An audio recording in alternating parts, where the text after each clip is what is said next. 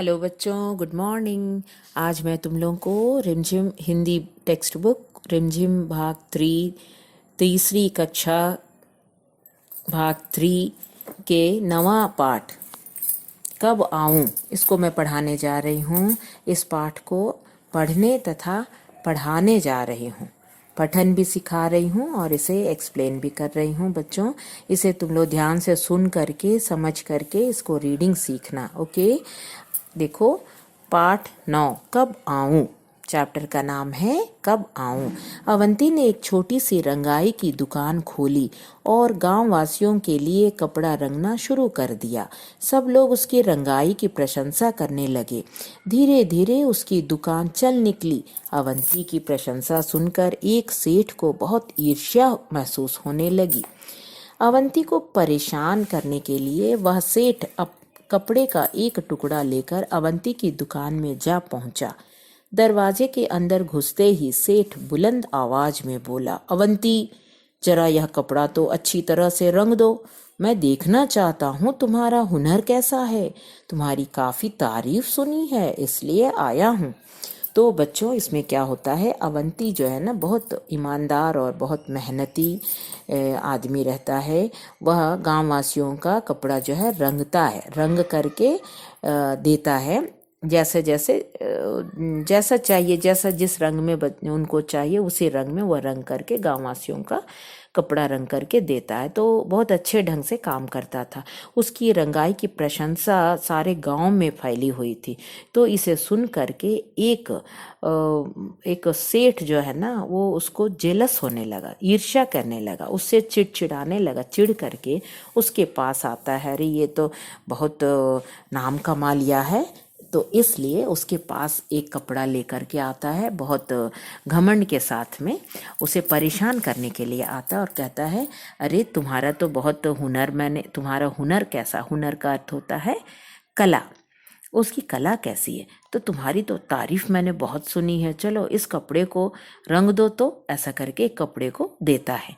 अब आगे देखो, अवंती ने सेठ जी से पूछा, सेठ जी, इस कपड़े को आप किस रंग में रंगवाना चाहते हैं।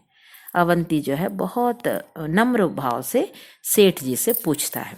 सेठ ने कहा, रंग रंग के बारे में मेरी कोई खास पसंद तो है नहीं, पर मुझे जरा पीला, सफेद, लाल, नारंगी, नीला, आसमानी, काला और बैंगनी रंग कतई अच्छे नहीं लगते, समझे कि नहीं। अवंती ने जवाब दिया, मैं समझ गया हूँ, अच्छी तरह समझ गया हूँ। मैं जरूर आपकी पसंद की रंगाई कर दूंगा।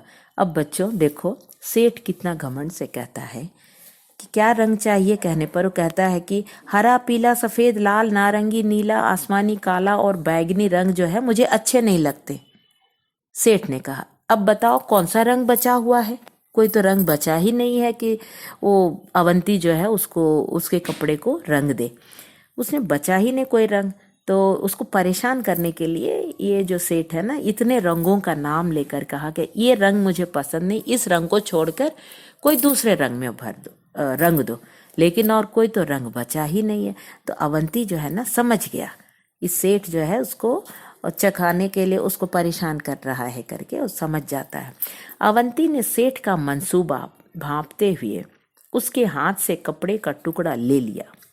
सेठ ने खुश होकर कहा, अच्छा तो उसे लेने मैं किस दिन आऊं।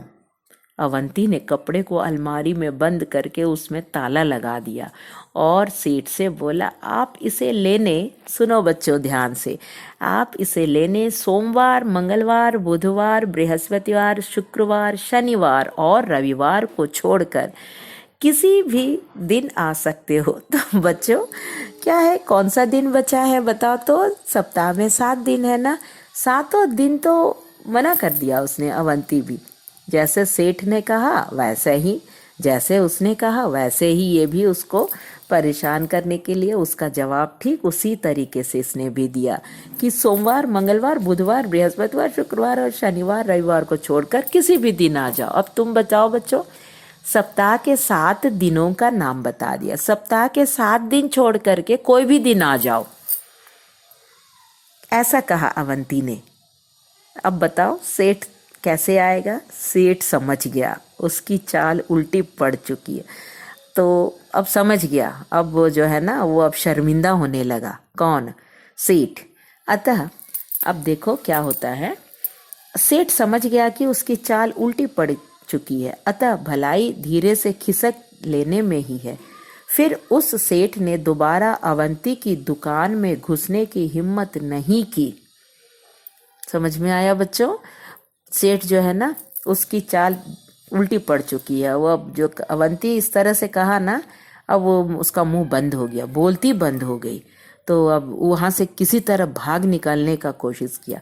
वो निकल गया, चला गया और फिर कभी भी दोबारा अवंती के दुकान पर नहीं आया। हिम्मत ही नहीं की। बहुत घमंड से गया था ना उसको उसको परेशान करने के लिए।